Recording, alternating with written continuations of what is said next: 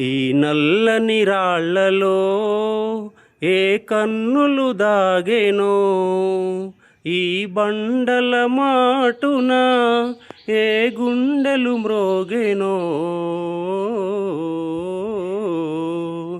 జీవమున్న మనిషి కన్నా శిలలే నయమనిపించును. ఉస్మానియా యూనివర్సిటీలో గెస్ట్ హౌస్లో కదలకుండా మెదలకుండా ఒక మూలకు పడి ఉన్న రాళ్లకు రంగులు హద్ది జీవం పోస్తున్నాను. ప్రతి రాయి విలువైనదే. ప్రతి రాయిలో ఎన్నో రూపాలు దాగి ఉన్నాయి. ప్రకృతిలో కొన్ని వన్యప్రాణులు మరియు పక్షులు అంతరించిపోయినాయి. మరికొన్ని పక్షులు వన్యప్రాణులు అంతరించిపోవడానికి సిద్ధంగా ఉన్నాయి.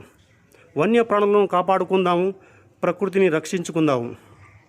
మానవుల కార్యకలాపాల వల్లనే పర్యావరణానికి ముప్పు వాటిల్లుతుందని నిపుణులు, శాస్త్రవేత్తలు చెబుతున్నారు. Hour nature is our future.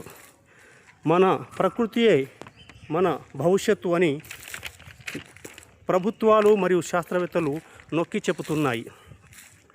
రాళ్లతో మాట్లాడతా, రాళ్లతో స్నేహం చేస్తా, రాళ్లను ప్రేమిస్తాను, రాళ్లను రంగులతో స్నానం చేపిస్తా, రాళ్లను కుంచెపట్టి తల దువ్వుతాను, రాళ్లను పక్షులుగా మారుస్తాను, రాళ్లను మనుషులుగా మారుస్తాను, రాళ్లను దేవునిగా మారుస్తాను, రాళ్లతో మాట్లాడతాను, ప్రకృతిని మార్చేస్తా, అద్భుతమైన ప్రపంచాన్ని సృష్టిస్తాను. నా రాక్ ఆర్ట్స్ మీకు నచ్చితే లైక్ చేయండి, షేర్ చేయండి, సబ్స్క్రైబ్ చేయండి. ఇట్లు మీ rock artist doctor Venkat Naik. Thank you.